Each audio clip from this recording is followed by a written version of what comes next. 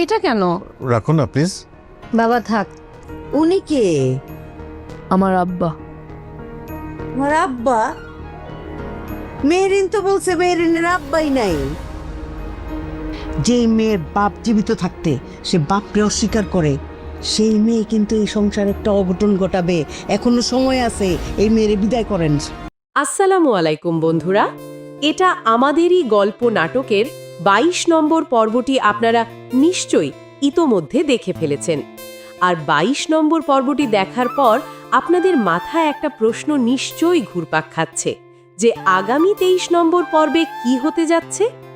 আজকের ভিডিওতে ২৩ নম্বর পর্বের কিছু ধামাকা আপডেট নিয়ে কথা বলবো, তাই ভিডিওটি না টেনে শেষ পর্যন্ত দেখুন। বন্ধুরা, ২২ নম্বর পর্বের শুরুতেই আমরা এক চমকপ্রদ ঘটনা দেখেছি।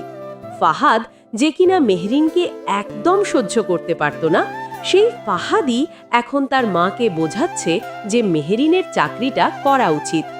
সে বারবার বলছিল যে মেহরিনের ট্যালেন্ট আর যোগ্যতা আছে, তাই তাকে সুযোগ দেওয়া দরকার। অন্যদিকে আমরা দেখেছি সামিরের ভাগ্নি ফারহানার কিছু বায়না আর সায়রার সাথে তার সেই খুনসুটি।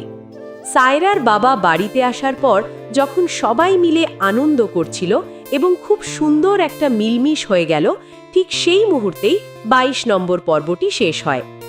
আগামী ২৩ নম্বর পর্বে আমরা দেখব আসল ঝামেলার শুরুটা হবে যখন মেহরিনের বাবা তাদের দরজার সামনে এসে নিজের পরিচয় দেবেন। যেহেতু মেহরিন আগে তার শাশুড়িকে বলেছিল বাবা মারা গেছে বা বাবা নেই, তাই হঠাৎ দরজায় তাকে জীবিত দেখে শাশুড়ির মাথা একদম নষ্ট হয়ে যাবে।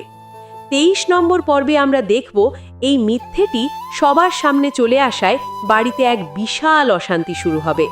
শাশুড়ি মেহরিনকে এই প্রতারণার জন্য বাড়ি থেকে বের করে দেওয়ার জেদ ধরতে পারেন। সামির কি পারবে এই কঠিন পরিস্থিতিতে মেহরিনকে আগলে রাখতে? অন্যদিকে আগামী ২৩ নম্বর পর্বে সায়রা কিন্তু হাত গুটিয়ে বসে থাকবে না। সে জামশেদ ভাইয়ের মাধ্যমে ফাহাদের সব জালিয়াতির প্রমাণ জোগাড় করছে। ২৩ নম্বর পর্বে হয়তো সায়রা ফাহাদের সেই মুখোশ সবার সামনে খুলে দেবে। সায়রার বাবার এই হঠাৎ চলে আসা ফাহাদের জন্য কতটা কাল হয়ে দাঁড়াবে সেটাই এখন দেখার বিষয়। বন্ধুরা, আপনাদের কি মনে হয় ফাহাদ কেন হঠাৎ মেহরিনকে চাকরির জন্য এত সাপোর্ট করছে? আর সায়রা কি জামশেদ ভাইয়ের দেওয়া প্রমাণ দিয়ে ফাহাদকে সবার সামনে ধরিয়ে দিতে পারবে? আপনাদের মূল্যবান মতামত অবশ্যই কমেন্ট করে জানান।